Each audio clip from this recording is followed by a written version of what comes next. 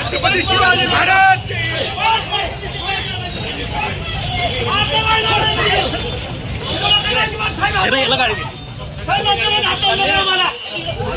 पद्धतीने चाललंय साहेब. चला काय सर काय चाललंय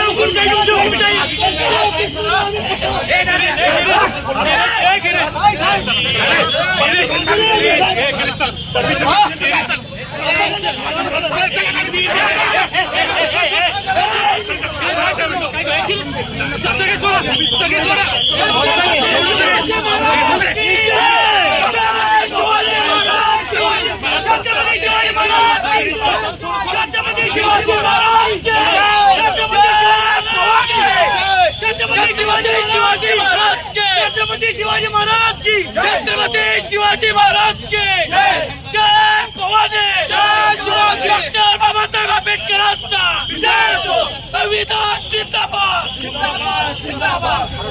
छत्रपती शिवाजी महाराज की.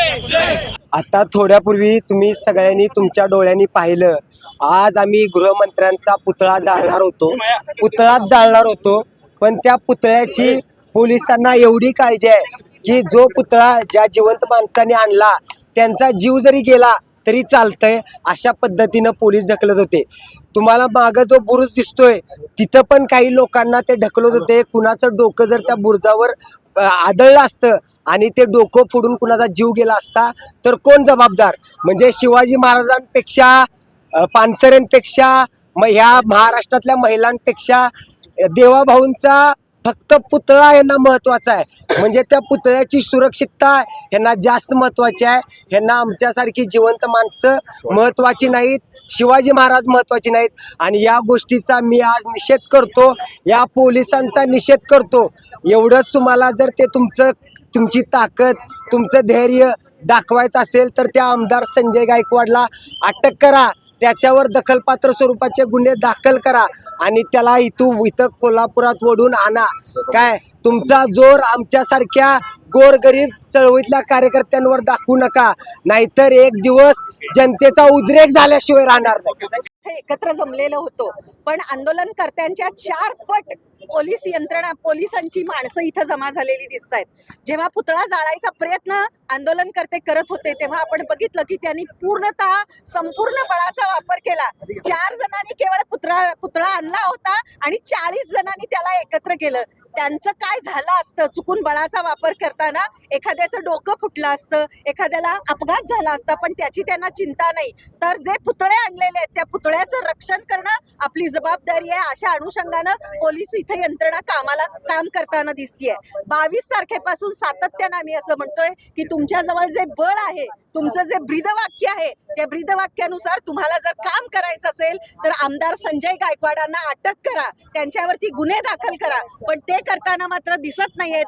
आंदोलनकर्त्यांवर मात्र बळाचा वापर करताना दिसत आहेत. कॉम्रेड गोविंद पानसरेंच्या खुनाच्या संदर्भात त्यांनी केलेलं जे वक्तव्य आहे त्याच्यातून किमान अशी शंका येते की त्यांच्या खुनामध्ये यांचा हात असावा का, या अनुषंगाने तपास करण्याची गरज आहे. पण तोही तपास यंत्रणा करत नाही. आपल्या यंत्रणेचा सगळा वापर केवळ आंदोलनकर्त्यांना दबाव टाकण्यासाठी, त्यांचं आंदोलन चिरडून टाकण्यासाठी जे म्हणून करता येणं शक्य आहे ते पोलीस यंत्रणा करताना दिसते. म्हणून कोल्हापुरातल्या सर्व पोलीस यंत्रणेचा मी निषेध करते आणि हे शासन जे शासन शिवाजी महाराजांचा अपमान सहन करते, नारी शक्ती वंदनाची बात करते, पण नारींचा जो अपमान झालेला आहे, प्रत्येक स्त्रीचा जो अपमान झालाय तो अपमान हे सरकार सहन करते. पण अपमान करणारा जो आमदार संजय गायकवाड आहे तो केवळ सत्ताधारी आमदार आहे, म्हणून त्याच्यावरती कोणतीही कारवाई करत नाही. म्हणून या सरकारचा जाहीर निषेध. हे पहा, आपण सर्व गेले 4 दिवस महाराष्ट्रामध्ये काय चाललंय हे पाहतात. महाराष्ट्र जनता पाहते.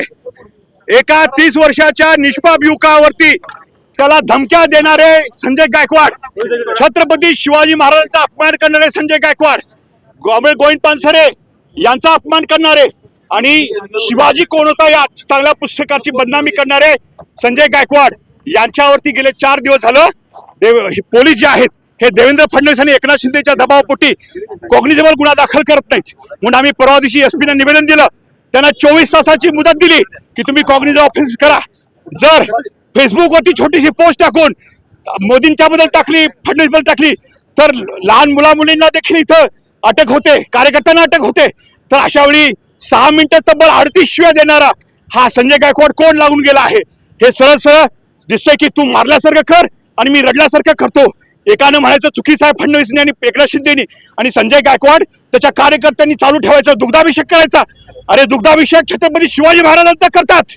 संजय गायकवाड हा गुंड ओळून टाकलेला अशा पद्धतीचा हा किडा, याला तुम्ही दुग्धाभिषेक घालतायत आणि याच्याबद्दल कुणाच्या वतीने करतात ते शिवसेनेच्या वतीने करतात. आणि याला आम्ही विरोध करण्यासाठी आणि गुन्हा दाखल करण्यासाठी आज देवेंद्र फडणवीस हे पोलिसांच्या दबाव आणतात. म्हणून त्यांचा आम्ही आज या ठिकाणी पुतळा दहन करायचं हे लोकशाही मार्गाने दिला अधिकार आहे हे आम्ही आज बजावत होतो. पण काल रात्रीपासून, काल दुपारपासून पोलिसांचे दबाव सुरू आहेत. पोलीस आम्हाला सांगतात आमच्या नोकऱ्यांचा प्रश्न आहे. पोलिसांना आम्हाला हे विचारायचं आहे की छत्रपती शिवाजी महाराजांचा या महाराष्ट्राचा अपमान झालेला चालतो का? आया बहिणींचा नारी शक्ती वंदन बिल आणतायत, आया बहिणींचा अपमान झालेला चालतो.